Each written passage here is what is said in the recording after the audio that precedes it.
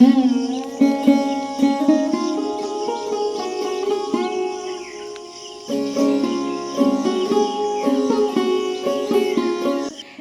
বন্ধুরা, welcome back to my channel. কালকে অনেকটা রাত্রে ঘুমিয়েছি, প্রায় 2টো বেজে গেছে। তার উপরে আজকে আবার অনেক তাড়াতাড়ি উঠতে হয়েছে। তার কারণটা একটু পরে জানতে পারবে। 5টা বাজতে 10 মিনিট বাকি। আমরা উঠেছি প্রায় 4:20 দিকে। তো যেহেতু কালকে রাতে পিসিমণিরা ছিল, সেহেতু গল্প করতে করতে অনেকটা রাত হয়ে গেছিলো ঘুমাতে।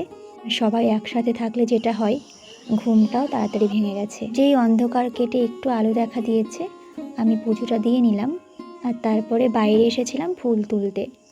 আর এই টাইমটাতেই এই দাদুটা যায় লাঙল নিয়ে। আমার বেশ ভালো লাগে, আর গ্রামের দিকে এই দৃশ্যগুলো দেখতে কিন্তু বেশ ভালো লাগে।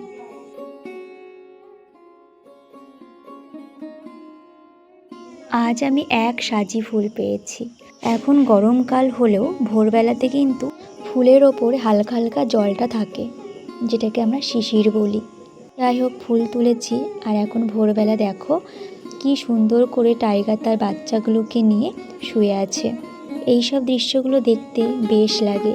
দেখো মায়ের কাছে কতটা সুন্দরভাবে রয়েছে। আসলে মানুষ বলো আর প্রাণী, মা তো মাই হয়, তাই না?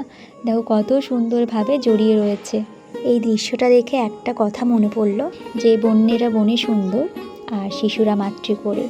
তো শিশু বা মা যাই বলো না কেন, প্রাণী হোক আর জন্তু জানোয়ার প্রাণী সবাই কিন্তু সমান, মা কিন্তু মাই হয়।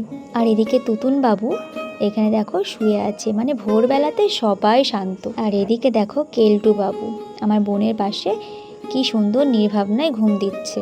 তো এটা গেল ভোরের দৃশ্য, একেবারে শান্ত পরিবেশ।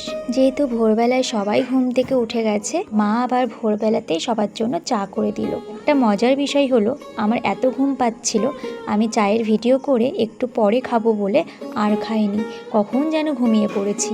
যখন ঘুম ভেঙেছে দেখি সবাই লুচি সুজি খাচ্ছে, তার সাথে আলুর তরকারি। এখন 8:30 বাজে। এর মধ্যে মায়ের লুচি ভাজা হয়ে গেছে, আলুর তরকারি করা হয়ে গেছে, সুজি করা হয়ে গেছে, আর আমি কিছু জানিই না। ওরা সবাই বাড়িতে যাবে বলে গোছাচ্ছে। আর ভিতরে দেখো একটা লোক বসে রয়েছে, আসলে ভিতরে বাবার ফিজিওথেরাপি চলছে। তো আমি আর ঘরের ভিতরে গিয়ে ভিডিও করিনি। লোকটার সামনে ক্যামেরা নিয়ে যেতে কেমন জানি লজ্জা করছিল, তাই আর নিয়ে যাইনি।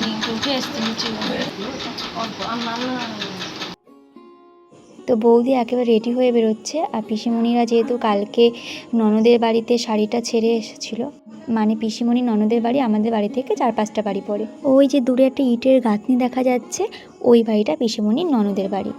তো কালকে যখন এসেছিল ওদের বাড়িতে ড্রেসটা চেঞ্জ করে তারপরে এই শাড়ি পরেছিল, তারপরে আমাদের বাড়িতে এসেছিল। তো এখন আমাদের বাড়ি থেকে বিদায় নিয়ে এখন যাবে ননদের বাড়িতে, তারপরে ওদের বাড়িতে গিয়ে ওখানে শাড়ি চেঞ্জ করবে, করে তারপর ওদেরকেও বাই বাই বলে বাড়িতে যাবে। আজকে আবার আমাদের বাড়ির সামনের বাড়িটা একটা অনুষ্ঠান বলতে শ্রাদ্ধের অনুষ্ঠানের খাওয়া দাওয়া। এই বাড়ির যে ছোট বউ, তার মা মারা গেছে।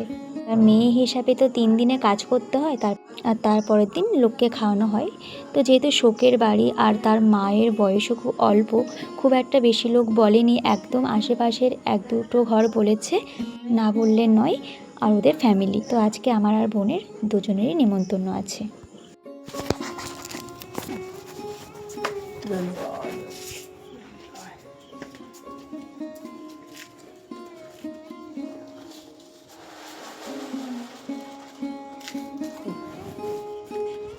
তো ভগবানের জন্য গ্রামে গ্রামে ভিক্ষা করতে যারা বেরোয়, তাদের মধ্যে একজন এসেছে।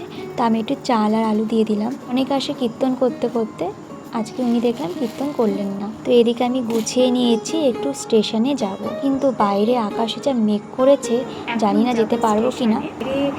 বাইরে প্রচণ্ড মেঘ করেছে, জানি না এক্ষুনি যেতে পারবো কি না, দেখি।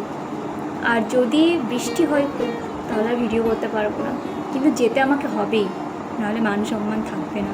আর কেন থাকবে না সেটা একটু পরে জানতে পারবে। দেখো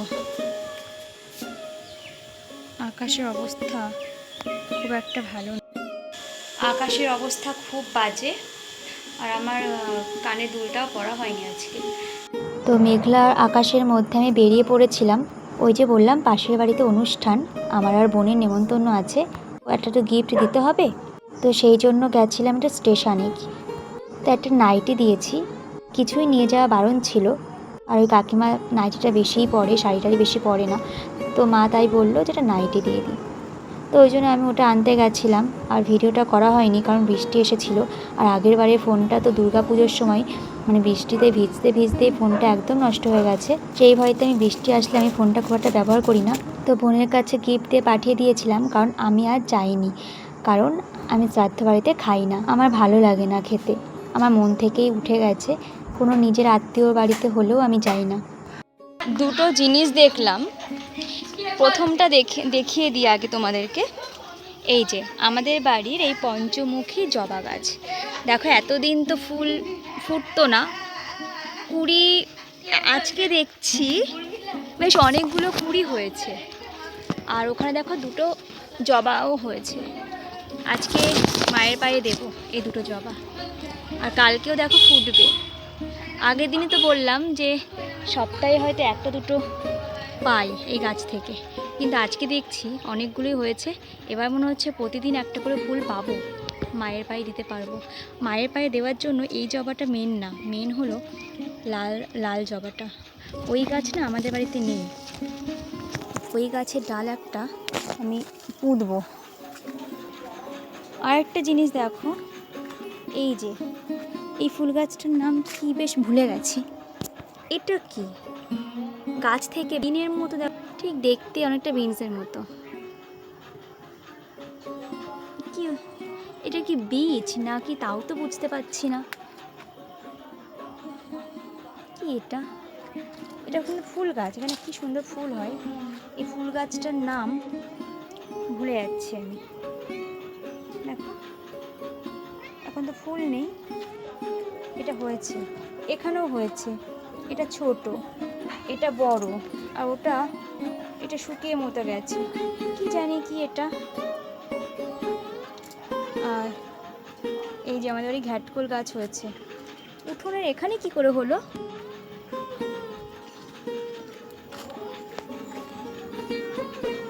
তো যাই এটা নিয়ে,